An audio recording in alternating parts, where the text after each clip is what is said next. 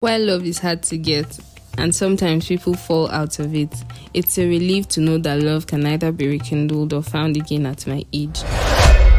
My father chose to let the old love die and seek a new one, which is okay because love is beautiful. But what happens when your love story isn't something anyone listening to this will want to experience? My dad fell out of love with my mom and decided to divorce her and go for this beautiful, kind, and very nice colleague of his that he likes. It was not so hard for all of us to follow suit because of her qualities, because she made it easy. This woman was hot, she can cook different delicacies, and her beef pepper soup is to die for. My dad usually brings some from the office and stores it in the refrigerator, and that's the first thing I microwave whenever I go to his place, combining it with bread or white rice, which makes it bang even harder. One day she called me to let me know that she couldn't reach my dad after some arguments they had. I thought it could be those kind of lovers fights. What could my dad possibly be thinking, fighting with this woman? Let him not even think of breaking up with her, I thought to myself. I kept calling him, but he wasn't picking. 4 hours went by and I started becoming worried. 4 hours turned to 9 hours. Thank heavens this is not Yankee that will request you to come back after 24 hours before reporting a missing person. I explained everything to them, and because my friend is also an officer in the station, he took the case seriously. He started tracking his phone, but to no avail. 9 hours eventually turned to 2 days and my dad was nowhere to be found. I was so worried, and I could only imagine how worried his girlfriend could be, considering they had a bad fight before he got missing. My officer friend and I decided we'd go to her house to comfort her. That was the least we could do. When we got to the house, this woman was unusually calm. We sat and she offered us food, which we turned down because honestly, he had no appetite. I started discussing the situation with her, and while at it, my friend asked for the restroom. She pointed it to him and he stood and left. I was still talking when he came back and whispered to me, "Feel like this woman want jackpot. She has her boxes packed." I looked at the direction of the room and it was facing the restroom he came out from. The room's door was a bit opened. I looked at her in a curious way and asked, "Are you traveling?" She calmly replied, "No, why are you asking?" I shrugged and changed the topic. As we got to the gate about to leave, I remembered I forgot my car key. My dad's girlfriend suggested she went back and bring it to me, but I insisted I would just quickly go back and take it. While I was in, I thought to get myself a bottle of water. I got into the kitchen and there were 2 refrigerators. One was locked and the other had a key to it.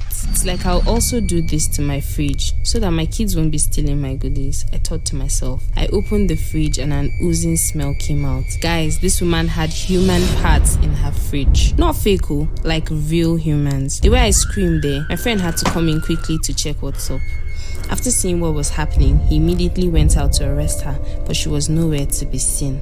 Guys, what they found in that house after the other officers came was unimaginable. But what broke me was when the police officers identified my dad's body as a part of the bodies in her fridge, marinated with spices, just like the others. You think all this happens only in movies. Apparently, she was Jeffrey Dahmer's wannabe. I was so heartbroken to know that love was the reason my dad died.